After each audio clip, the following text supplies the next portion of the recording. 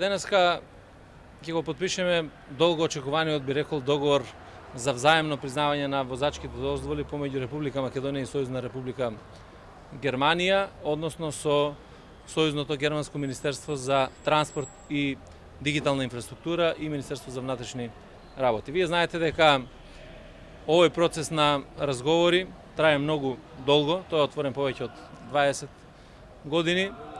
Јас навистина сум среќен што успеавме еве сега за една година заедничка работа со колегите од Министерство за внатрешни работи, со колегите од Сојузното германско министерство, да ги најдеме сите методи, да ги отстраниме сите пречки кои што беа за да се случи еден ваков договор.